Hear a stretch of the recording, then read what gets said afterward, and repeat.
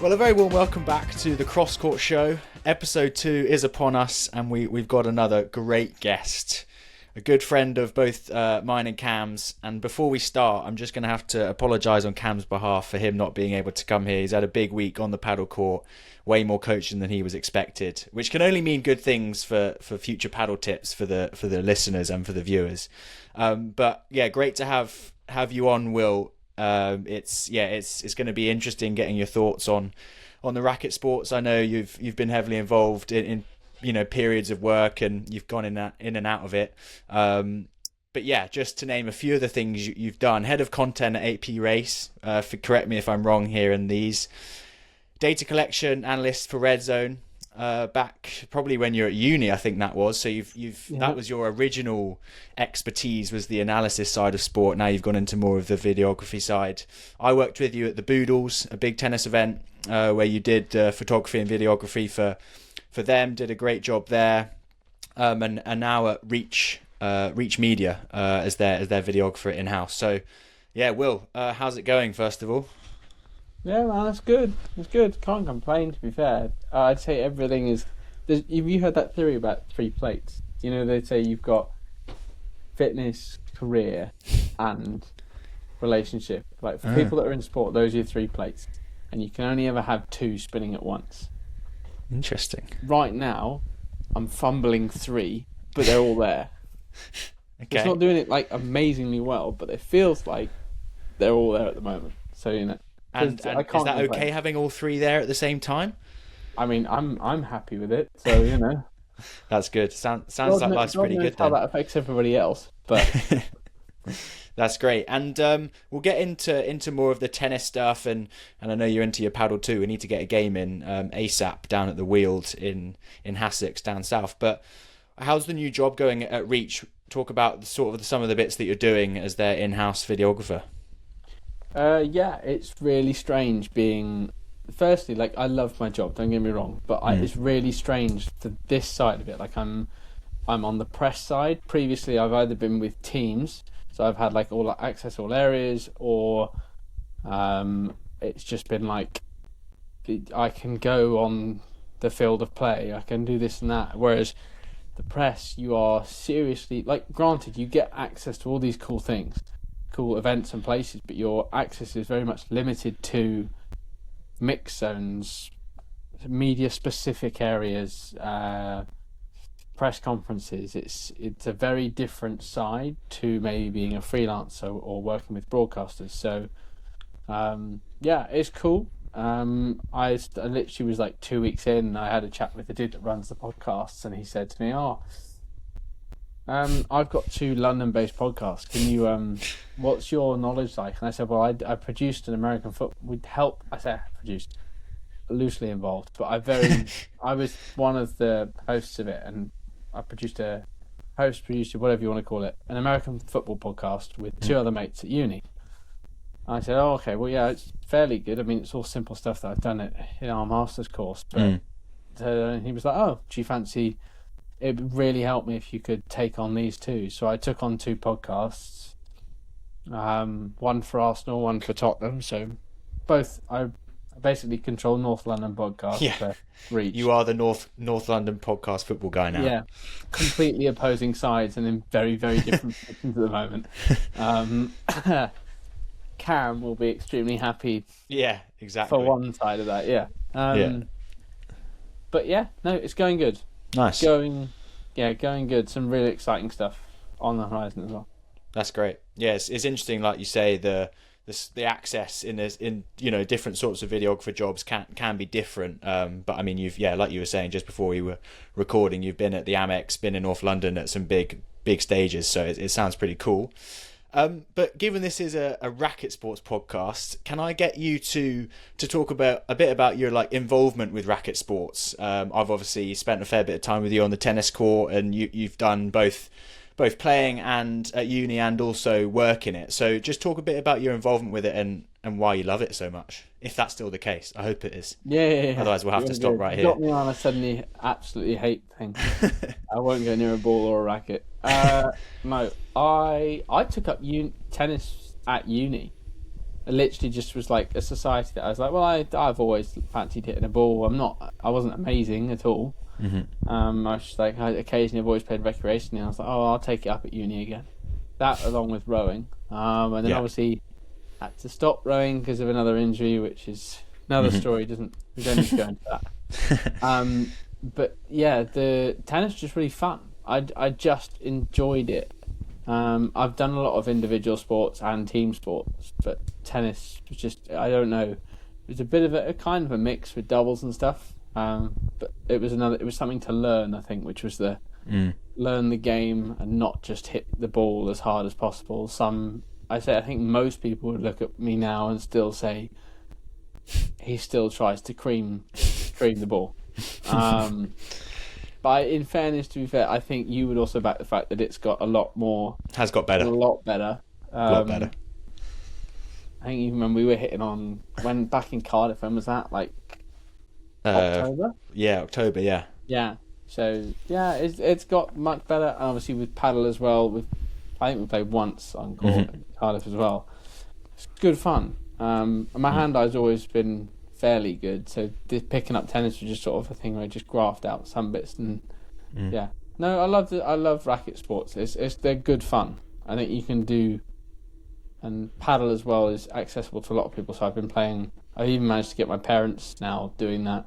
I think we're playing tomorrow with my girlfriend as well, and it's just like, ooh, it's a very accessible sport for like abilities. Whereas if tennis is like, I feel like you have to be good to some level to enjoy it with other people, if that makes sense. I don't know. Yeah. You can still have a rally with most people, but to actually be able to, like, say me and you have a rally, different from me going on court and hitting with Anya. And like, would you say so now you're perhaps playing a bit more paddle and it's becoming a bit more 50-50, or perhaps you're playing more tennis since leaving uni? What's that situation been like? Because from my perspective, it is so much easier now. I've left uni and there isn't the people to play with. It's so much easier to play paddle.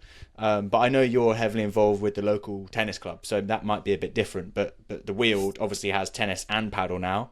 Yeah. So how is what's your sort of difference between tennis and paddle now? Is it more 50-50? I love that you said heavily involved.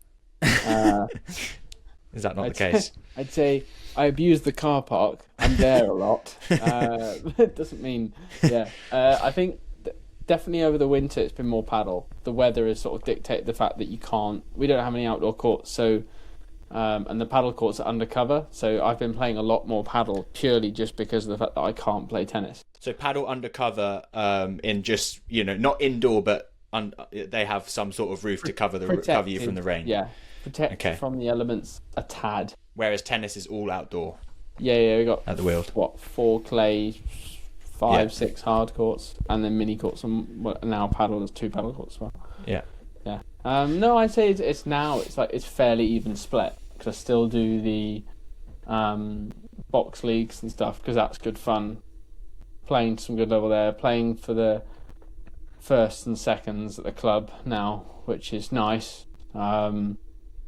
But humbled quite a lot with the level, because obviously, I haven't played tennis since I was like you. I didn't play from a young age. I just sort of recreationally picked it up here and there.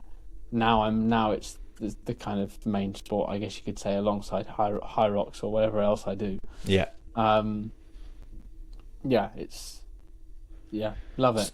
So then, that's interesting you mentioned high rocks there, because I think, obviously high rocks is crazy popular and everyone seems to be trying to get in there. But, the high rocks, I don't remember you doing, obviously you had always done that type of fitness, but you'd never done a high rocks before recently when you did the London one, right? So what's that like in terms of, if you're comparing getting into more paddle and getting into more high rocksy stuff, compare the sort of community style of that, and is it easy to get into more high rocks events and build up relationships in that side, or is it easier with paddle because there is a more community feel around it? That's a tricky one.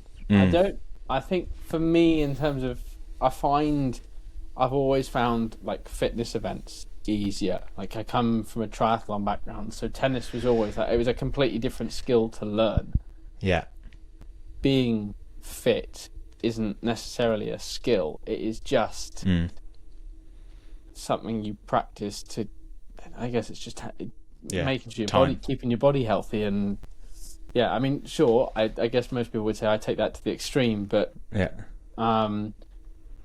accessing high rocks events is ridiculously hard, I think, because now, especially the way the ballot ticket system works, with actually going to events, anybody can do it recreationally and sort of train for it, I guess, in the gym. So anybody can do that.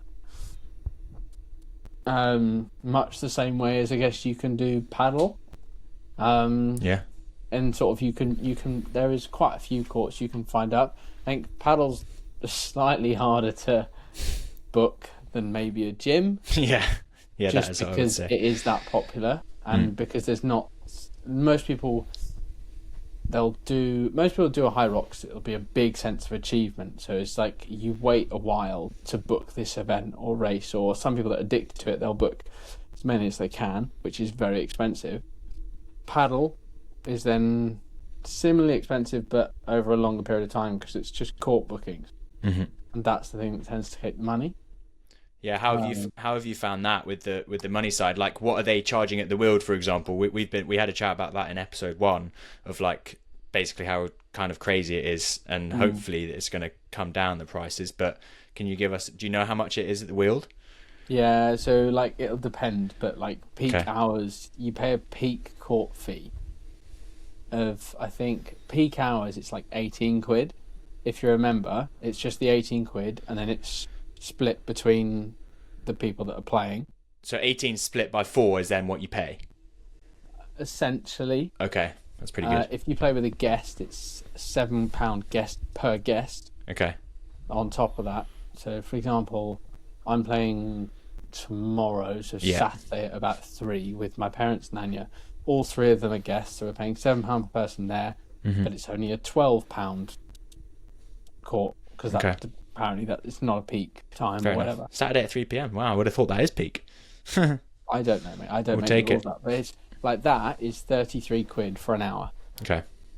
But I've paid about 3 quid for an hour and a half with 3 other people who are members.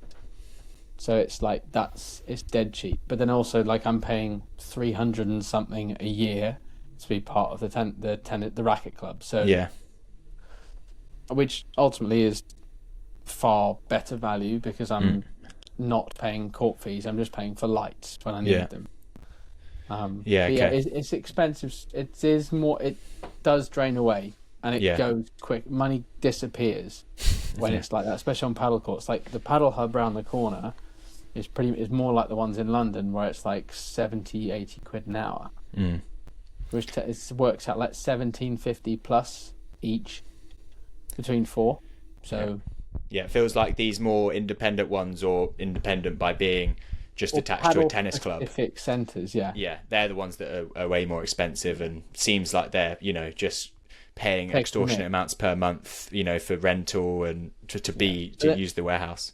But then I heard I thought originally it was taking the mick, but then I heard what the cost of running the places are, and it's like fair. But if you've got a centre though that's like full, or most time is so busy with courts, places like I don't know, Padium or Padium, whatever it's called, up in Canary Wharf where I work. Yeah, like that's busy most of the time.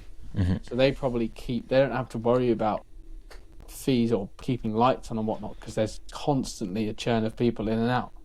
Paddle Hub now, because they've raised the membership fees, it's like that's like empty a lot of time. Getting a court there's easy, but it's still like 70, 80 quid, 90 quid for an hour and a half or whatever it is. But it's How do you see, like, just a little bit more touching on the Weald as like you called it a rackets club there, which I guess it is now. I mean, it always had squash and tennis, and now it's got all 3. It still has the squash courts, right? Yeah, no, I've played a bit on them as well. I played racquetball the other day as well. That was fun. Oh, rogue. But like, if they were, for example, to incorporate a gym and a fitness space, is that something that you see? I mean, we're seeing it all over the place now with like wellness clubs being attached to these pickleball clubs. rare that all three, tennis, paddle, and pickleball, are being incorporated into one club, but we might see it soon. But would you like get involved with that? Would you then take your fitness to there because it's all in one place? What if they had a gym? Yeah, if they had a gym and a... If it was a proper gym, Yeah. and it was Yeah, stocked not just like one of those hotel Yeah, gyms. no, We don't like no, those. Yeah, none of that. Can I swear? No, I won't. I'll keep You it. swear clean. there. No. They're awful, but it's when you go to those hotels and those places, you use what you can, so it's not the end of the world. But yeah, if it was your home gym and you were utilising it all the time. If it was something I used regularly and it was a good gym and I could paddle there as well, absolutely. Yeah. I definitely would. I mean, maybe not necessarily because I'm working currently between home and London. It's like it's useful to have a gym that I can go to different gyms of the same brand. Yeah. So what is your current gym that you're doing you're going to at the moment? The Pure Gym is my current one, but that means I can, and the membership I have is I can access all gyms that have the same membership price as my home gym or lower across the country. It's like 297 gyms or something. So it's like it's worth having if I'm traveling with work. Yeah, which has been the case for the last 2-3 years. Mm-hmm. Okay, yeah, interesting. And so for example, in your situation, is there a gym by work and you've obviously got a gym by home, so then you can choose which one you go to, right? There is. Yeah. I can't use the Canary Wharf one because it's more expensive than the one. Oh, shocking. It's a slight snag. Yeah. But to be honest, when I go into work, I'll come back. I just go back on the train after I finish work. Or if I'm going to an event after work, it's like office, go to the event, come back, then train. So I'll train either side of working and stuff. So it's it's okay. And in general, what are your thoughts on these whole health clubs? Do you think it's a good thing, and do you think more and more people will start to just have all of it in one place, like we're seeing? I don't know. They've always had like a health club dotted around. Yeah, like your David Lloyds and stuff. But I think these are a bit different. To me, it's always been like if you've got the money or you work there, it's a great place to be. Great. But just I craziness. can't afford like £160+ a month for granted something that has everything, but I'm paying probably less than 40 quid a month for a gym. Yeah. And not like maybe pennies on the pound for tennis club, really, for how much I use it. Yeah. So yeah, maybe that is, I'm not sure. Like, I'm hoping to try and get some people on from the new Hurlands Paddle and Pickleball Club in Surrey and just get some ideas of how much that is, or I can just look on their website, but interested to speak to them about it.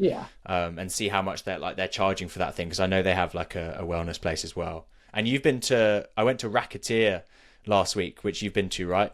Yeah. What do you think of that? What do you think of that gym space? Not been to the gym space. No. Been to the racket club. That's nice. I like the fact that they've gone with the colour's not mental, but it's like it's different from every other blue court you see. That's true. Bit different. I think it's quite fun. Yeah. I think that's important for new paddle clubs now and whatever. It's just like changing up a bit, because I think we've seen so many of the classic blue and like generic branding. So that's quite nice. They've got the red definitely stands out. What'd you say? I said you lose your eyesight. It's just like a blue blur. Yeah, exactly. All right then. And okay, before we move on, I want to get your thoughts on pickleball. What do you know about it? I know you haven't had anything to do with it. I get a lot of slack because of it. You love it. I don't know why. We want to hear honest opinions here. So you're not a fan? It's not that I'm not a fan. I think I played a little bit without knowing it. Which sounds really dumb. Yeah. But when I was in the States, I was at camp. This was 2022, so before it kind of caught on, I guess, maybe. But we just had they had a small court up at camp. Camp America, yeah? Sorry? Camp America, yeah?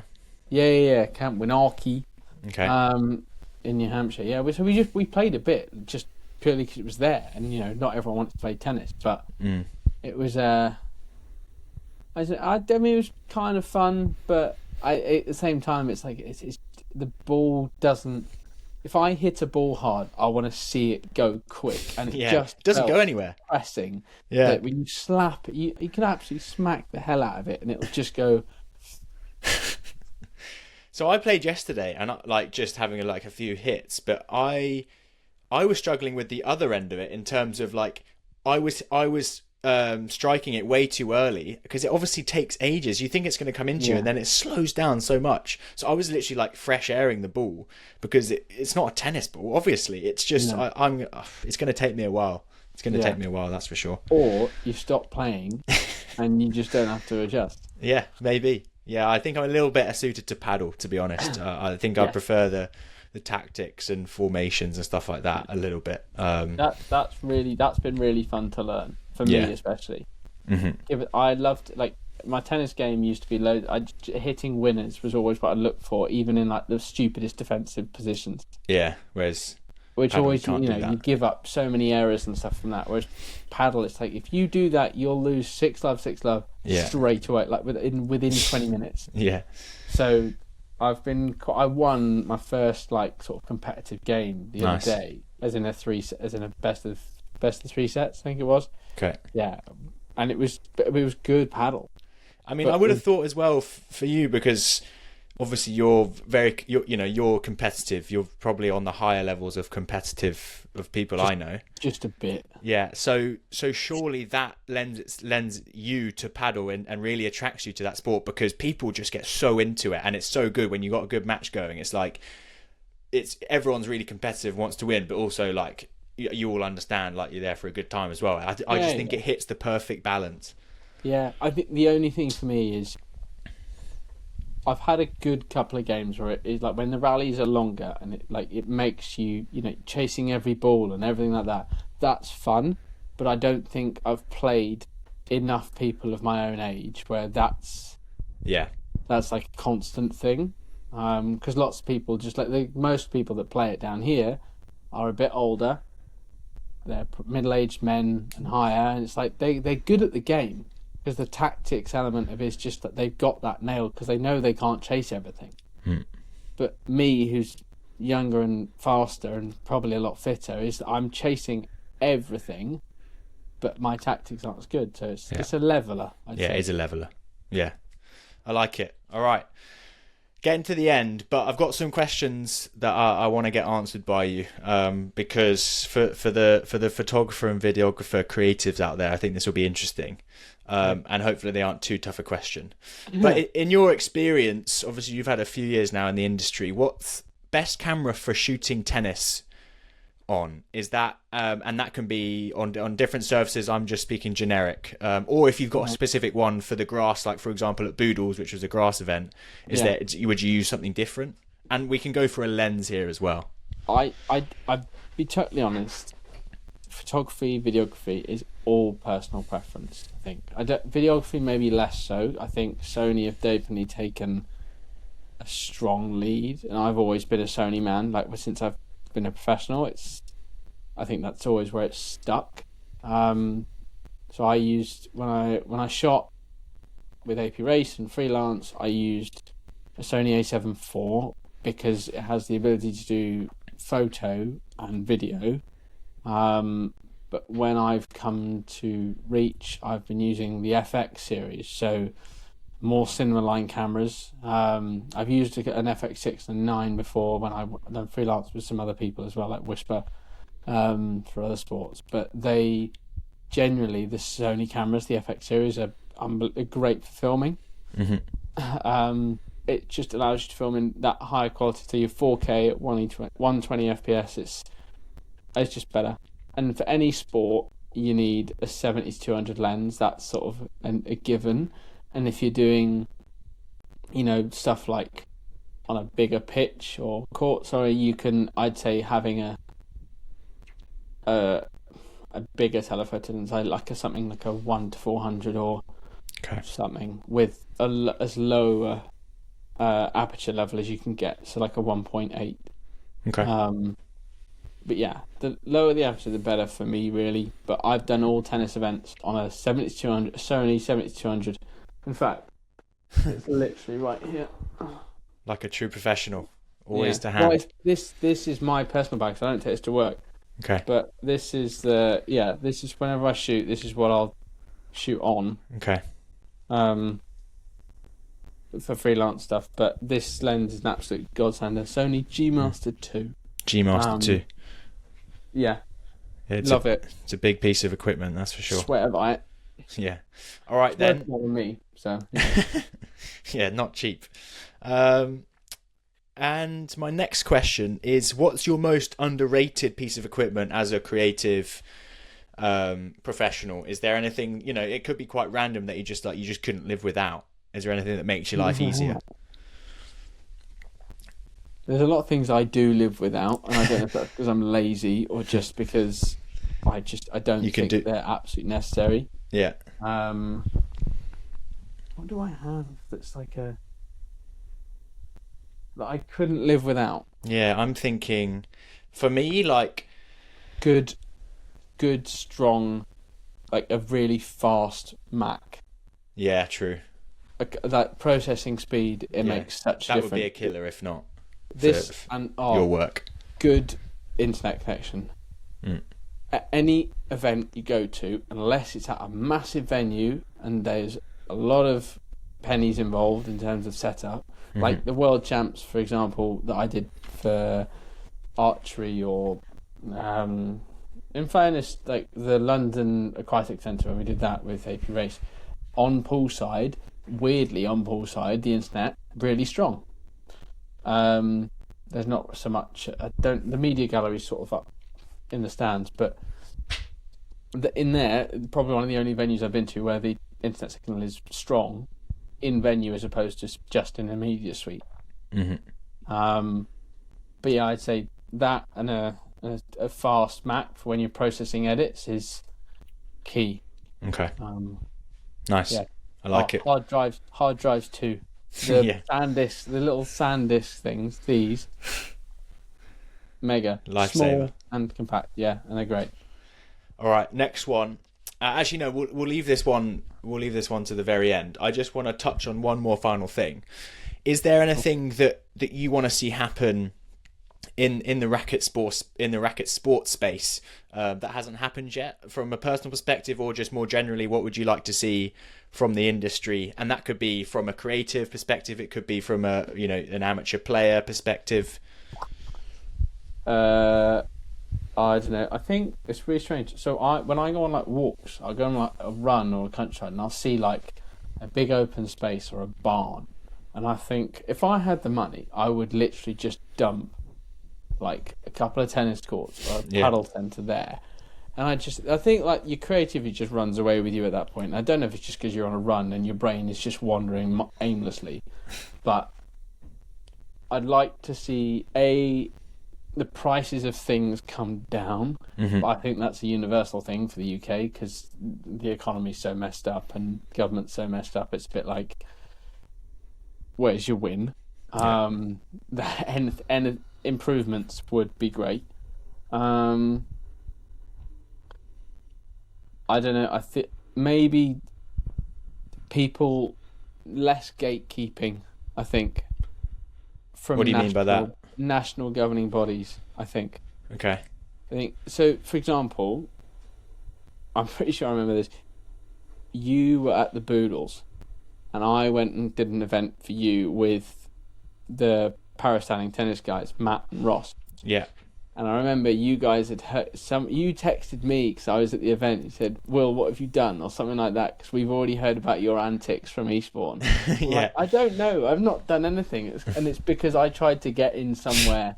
Well, I asked if I could go on courtside, and apparently I wasn't allowed to. This was only pre-approved media and stuff like that. I think sometimes when it's smaller events, I think you need to be less precious about the fact that, because ultimately your aim is to make the event as good and as widely spread as possible.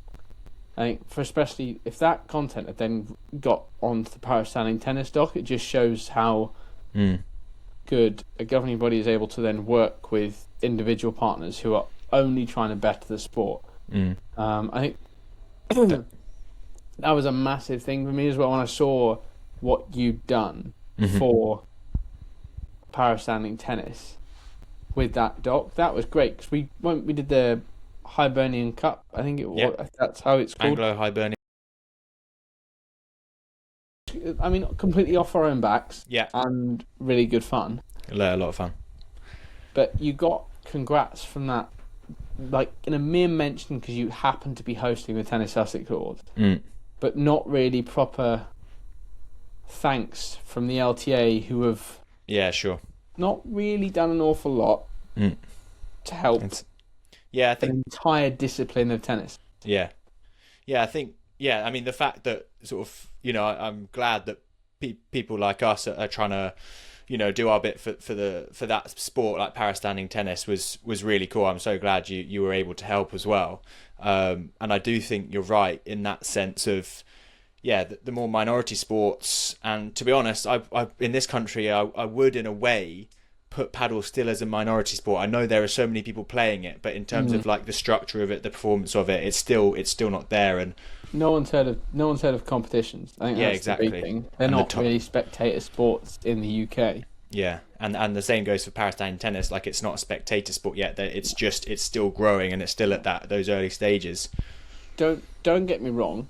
I do think it's a really tough market. Para standing tennis is because it's an exciting sport to watch. That's a assault. But it's one of those things of the complications of when it's not the elite level of the standard game. Any alteration of that, people immediately go, oh no. So I don't know how that opinion would be changed, or that perception would be changed, other than seeing it. But again, I don't know if it'll ever share the same spotlight, if you know what I mean. Yeah, we can hope there's a space for it, and you never know. Like, I mean, 5 years ago we wouldn't have seen padel. I genuinely didn't even know what padel was 5 years ago, to be honest with you. Which is a miracle because you know everything in racket sport. Yeah, I know. Well, I thought clearly I thought I did. I was wrong. I got a lot to learn still. But yeah, things like para standing tennis can only make the sport better, more accessible, more engaging, and just all round better for racket sports. So yeah, that's good. I'm glad you brought para standing tennis up because that's a good topic that we can cover because we've done a fair bit together. And you never know, maybe Reach can get involved. You can help us out with some exposure. Yeah, let's walk before we can run, shall we? Sounds good.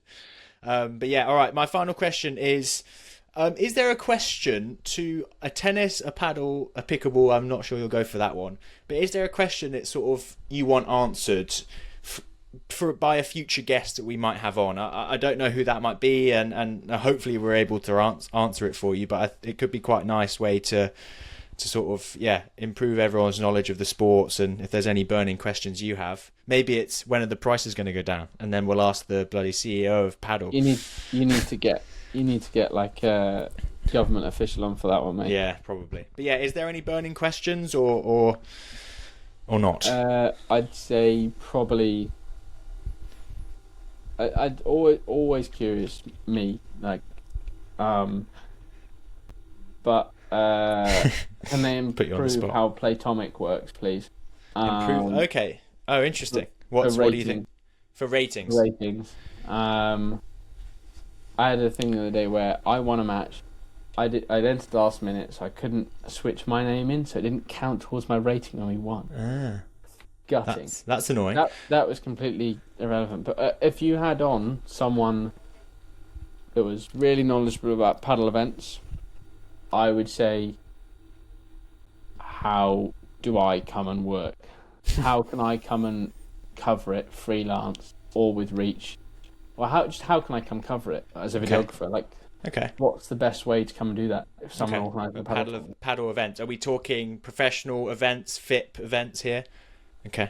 Ideally, professional events, or like, when is the next professional event? Yeah. Let me come along. Yeah, in London area. Well, I know there's a big one coming to London soon, so okay. Oh. All right, that's a good one. The next time I have someone more official on in the paddle sphere, we'll ask them that question in terms of media accreditation. What's the best way for people looking to get involved?